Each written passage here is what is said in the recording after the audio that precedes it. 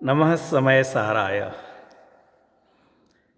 आचार्य देव ने अज्ञानी जीव को, अप्रतिबुद्ध को प्रतिबुद्ध करने के लिए, सावधान करने के लिए, जगाने के लिए, अपने स्वरूप की महिमा लाने के लिए अनेक प्रकार से समझाया। 19 नंबर गाथा में आचार्य देव ने अज्ञानी का स्वरूप बताया था कि ये जीव जब तक मैं कर्म हूँ, नो कर्म हूँ या ये मेरे हैं, तब ऐसा मानेगा तब तक अज्ञानी है। उसके बाद इस अज्ञानी की पहचान क्या है, अज्ञानी को समझाने के लिए आचार्य देव ने कहा कि जो बद्ध अबद्ध पुद्गल को अपना मानता है, उन रूप अपने आप को स्वीकार करता है, वह अज्ञानी है। और हे भाई, तुम्हारा लक्षण तो उपयोग है, जानना देखना है। तुम अपने आप को जानने देखने वाला स्वीकार करो, चैतन्य के रूप में स्वीकार करो। ये लाल पीले गोरे लाल, लल्लू लाल, कालू राम, इन रूपों में क्यों अपने आप को स्वीकार करते हो? और जब शिष्य ने कहा कि ऐसे मानने पर तो स्तुतियाँ मिथ्या हो जाएंगी, तब उन्होंने कहा तुम नए विभाग नहीं जानते। और नए विभाग बतलाते हुए व्यवहार नए से देह की स्तुति करके भी केवली की स्तुति कही जाती है, और निश्चय नए से वह युक्त नहीं है। निश्चय नए से तो जितेंद्रिय जिन, जितमोह जिन और क्षीण मोह जिन, ये जो जिन्हें स्वयं जिन रूप परिणमित हो गए, उन्होंने भक्ति की है। इसमें भेद है ही नहीं।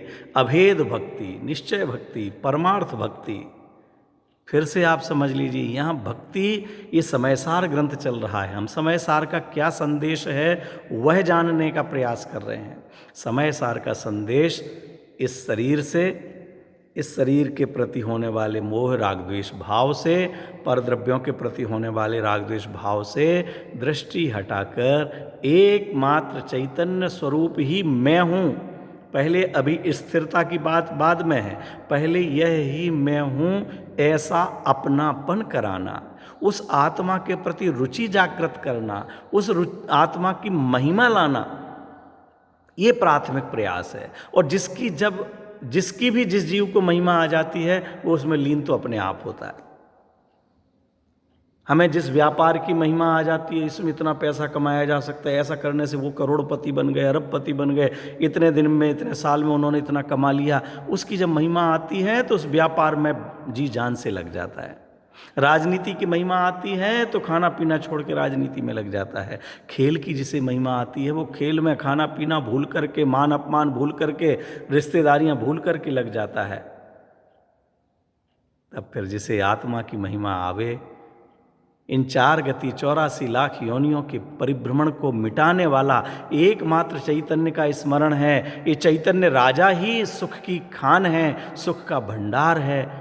ऐसी जिसको महिमा आवे, वो उसी में जमने लग जाए, रमने लग जाए, तो कौन से आश्चर्य की बात है। और जिसने इंद्रियों से अपने आप को हटाया, ज्ञेयों से अपने आप को भिन्न ज्ञायक माना, सारा लोक ज्ञेय है। बस इसमें भेद करने की आवश्यकता ही नहीं है। ये मकान है कि मंदिर है, ये सोना है कि चांदी है, ये लड़का है कि लड़की है, ये बहू है कि बेटी है, ये भेद करने की बात ही नहीं है। सब ज्ञेय और मैं ज्ञायक। बस ज्ञायक ही एक महिमावान पदार्थ है, सब ज्ञेय हैं। जानने में आ जाएं तो जान लो। ज्ञेय का मतलब जानने जाओ नहीं, जानने योग्य है इसलिए जानने जाओ, ऐसा नहीं। जानने में आ जाए तो केवल जान लो, बस ठीक है। ये लोक में ये घड़ी कहलाती है, लोक में इसे मोबाइल कहते हैं, लोक में इसे चश्मा कहते हैं, लोक में कहते हैं, लेकिन सब पुद्गल की रचना है। केवल जानने लायक है, राग द्वेष करने लायक नहीं, अपनापन करने लायक नहीं है। संयोग आते हैं, संयोगों का वियोग होता है, कभी ये छोड़ के जाते हैं, कभी हम छोड़ करके जाते हैं। मेरा ज्ञान स्वभाव ना आता है ना जाता है। ज्ञान स्वभाव तो त्रिकाल है, स्थायी है, वही ज्ञायक मैं हूँ। ऐसा जिसने ज्ञेयों से भिन्न जाना, वह जितेंद्रिय जिन हुआ। मोह राग द्वेष भावों से भिन्न जाना, वो उपशम मोह हुआ। और जो इसने मोह भावों से भिन्न सर्वथा अपने आप में स्थिर हो गया, वो क्षीण मोह जिन हो गया, प्रतिबुद्ध हो गया, जागृत हो गया जीव। ऐसा जब निश्चय स्तुति का स्वरूप बतलाया तो अज्ञानी ज्ञानी हो गया, अज्ञानी अप्रतिबुद्ध प्रतिबुद्ध हो गया, सोया हुआ जाग गया। और झाग गया तो फिर उस ज्ञानी जीव को जो अन्य पर पदार्थ हैं उन पर पदार्थों का प्रत्याख्यान कैसे होगा, त्याग कैसे होगा।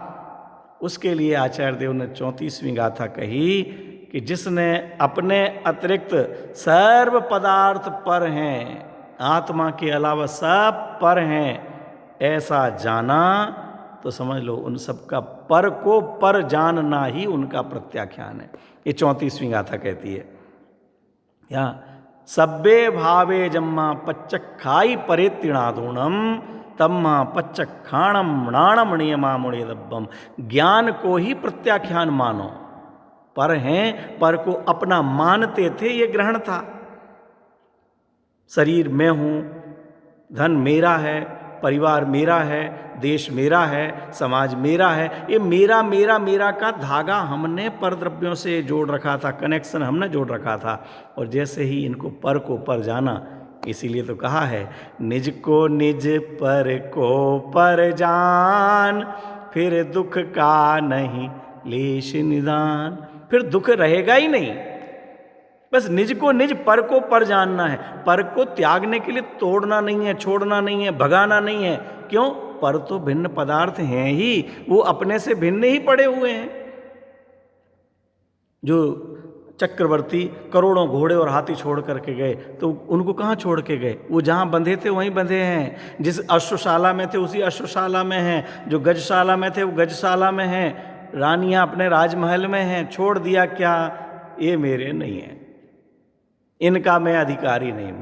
मैं 6 खंड का अधिपति नहीं, मैं एक अखंड आत्मा का अधिपति हूँ। मैं 14 रत्नों का 9 निधियों का स्वामी नहीं, मैं तो अनंत गुणों का स्वामी हूँ। इस रूप अपने आप को स्वीकार किया, उनका त्याग हो गया।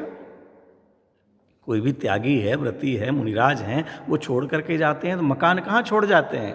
मकान तो वहीं रहता है। द्वेष में भी कभी छोड़ देते हैं। गुस्सा आ गया, लो हमने तुम्हारा मकान छोड़ा, अब हम इसमें नहीं रहेंगे। क्या है, अब हम उसकी साज संभाल नहीं करेंगे, उसमें आग लग जाए तो मुझे कोई लेना देना नहीं, उसके ऊपर आप 1 मंजिल और बना लो तो मुझे कोई प्रसन्नता नहीं। द्वेष में भी ऐसी त्याग होता है। बस उसको अपना मानना छोड़ दिया, लेकिन वो द्वेष भाव चल रहा है, इसलिए वो त्याग नहीं कहलाता है, वो कषाय कहलाती है। लेकिन जिसने अपने आप में स्थिरता की, उसने अन्य से राग नहीं किया। जब हम एक को छोड़कर किसी दूसरे से राग करते हैं तो वो त्याग नहीं कहलाता है, वो राग है और खोटा राग है। और जब दूसरों को छोड़कर अपने में राग करते हैं, अपने में अपनापन करते हैं, तो ही वह सच में त्याग कहलाता है। निज के ग्रहण पूर्वक पर के राग का त्याग ही वास्तविक त्याग है। अगर निज का ग्रहण नहीं हुआ, अपने में अपनापन नहीं हुआ और कदाचित दूसरे पदार्थ छूट भी गए, तो वह कोई सच्चा त्याग नहीं कहलाता है। इस तरह आचार्य देव कहते हैं, पर को पर जानना ही, पर को पर जानना ही त्याग है, प्रत्याख्यान है। बस और क्या छोड़ना है। और जब पर को पर जाना तो उनमें प्रवृत्ति भी हटेगी ही। बाहर में कोई क्रिया प्रवृत्ति नहीं दिखेगी, ऐसा नहीं है। पर को पर जाना, अभी जिस घड़ी को मैंने जाना तो उसकी साज संभाल करते थे, उसको देखते थे, रखते थे। अब साज संभाल भी बंद हो जाएगी। शरीर को अपना मानते थे तो शरीर को अपना मानते थे तो भक्ष्य खाना, अभक्ष्य खाना, साज करना, श्रृंगार करना, संभालना, ये चलता था। जब शरीर में अपनापन टूट गया तो फिर इसके लिए अभक्ष्य ग्रहण क्यों करे? अगर राग पूरा ना टूटे, भाव जागे, तो भक्ष्य ही सेवन करेगा, अभक्ष्य सेवन नहीं करेगा। व्यापार नहीं छूटेगा तो न्याय पूर्वक ही करेगा, अन्याय का नहीं करेगा। समाज में, परिवार में रहेगा तो नीति पूर्वक ही रहेगा, अनीति पूर्वक नहीं रहेगा। इस तरह अन्याय, अनीति, अभक्ष्य का त्याग हो जाएगा। ये चारित्र भी आएगा, क्रियाओं में भी होगा। ऐसा नहीं कि क्रियाएं ज्यों की त्यों चलती रहें। अगर क्रियाएं ज्यों की त्यों चलती रहीं तो पर को पर जानने का अर्थ क्या निकला? इसलिए आचार्य देव कहते हैं, पर को पर जानना ही ज्ञान ही प्रत्याख्यान है। और आचार्य देव 35वीं गाथा में एक उदाहरण देकर के कहते हैं कि जैसे कोई पुरुष पर द्रव्य को यह मेरा है ऐसा मान रहा था, और जब पर द्रव्य को पर जान लिया तो उस पदार्थ का त्याग हो गया। टीकाकार आचार्य अमृतचंद्र देव ने टीका में बहुत सुंदर उदाहरण दिया कि जैसे दो चादर एक जैसे थे और धोबी के यहाँ धुलने के लिए गए हुए थे। एक आदमी आया और वो चादर लाया, लेकिन वो गलती से धोबी ने एक जैसे होने से वो दूसरे का चादर ले लिया, दे दिया, और वो लाया और घर में ओढ़ करके सो गया। जब दूसरा चादर लेने वाला दुकान पर गया और वो उसको जल्दी नहीं थी, उसने कहा अरे ये तो मेरा चादर नहीं है, मेरा चदरा कहाँ है? अरे गलती हो गई, आपका भी ऐसा ही चादर था ना, वो मैंने अमुक भाई को दे दिया है। अच्छा, वो उनके घर पहुंचे, वो भाई साहब तो चादर ओढ़ के सो रहे थे, लेटे हुए थे। ए भैया, मित्र ही है, परिचित ही है, गांव है, क्या है? अरे ये चादर मेरा है। क्या बात करते हो, मजाक करते हो? तुम्हारा चादर कहाँ से हो गया? मैं धोबी के यहाँ से लेकर के आया हूँ, ये मेरा चादर है। हाँ भाई, आप धोबी के यहाँ से लेकर के आए, लेकिन यह चादर तुम्हारा नहीं, ये चादर मेरा है। देखो इस पर ये जो निशान लगा हुआ है ना कोने में, ये कोने में देखो मेरा निशान लगा हुआ है। उसने जैसे ही देखा चादर ओढ़े हुए है, वो मित्र आया था तो वो बैठ गया, चादर उसके शरीर पर पड़ा हुआ है, लेकिन जैसे ही वो चिन्ह देखा, अरे ये नाम तो इनका ही लिखा हुआ है, मेरा नहीं है। ओह, यह चादर मेरा नहीं। अब आप सच में विचार करें कि उसके हृदय से, मस्तिष्क से, मन से, मान्यता से उस चादर का त्याग हो गया है कि नहीं हो गया? हो गया। अगर उसके लिए कोई आवश्यकता नहीं तो तुरंत ही क्षमा मांगते हुए, भैया गलती हो गई, और उसको फटकार करके, घड़ी करके, ये आपका चादर है, बस आज ही लाए हम, हमसे गलती हो गई। और कभी ऐसा भी संयोग बन जाए, मान लीजिए वो यात्रा में जाने के लिए तैयारी कर रहा था और रात का समय हो गया, वो धोबी की दुकान बंद हो गई और अब उसे सुबह जल्दी से जाना है, और उसका मित्र है वो कह सकता है कि भैया ठीक है, कोई बात नहीं, तुम यात्रा पे जा रहे, अभी ले जाओ, ये चादर ले जाओ, कोई बात नहीं, हम तो देखने आए थे, आप ये ले जाओ, जब लौट के आओगे 8 दिन बाद तब ले लेंगे।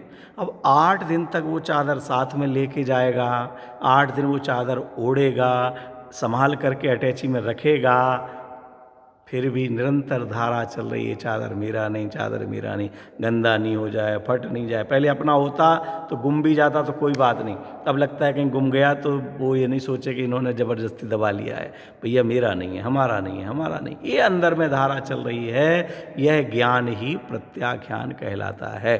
और तदन रूप यथायोग्य प्रवृत्ति भी होती ही है, हो ही रही है। क्या हो रही है कि वो संभाल के रख रहा है, ये मेरा नहीं है, आते ही उसको धो करके वापस देने के लिए तैयारी चल रही है कि भैया धुला करके देना है, अपन ने काम में ले लिया, ए बेटा संभाल के रखना चादर, अंकल जी का है, नहीं तो वो कहेंगे हमारा चादर घुमा दिया, हमारा चादर फाड़ दिया।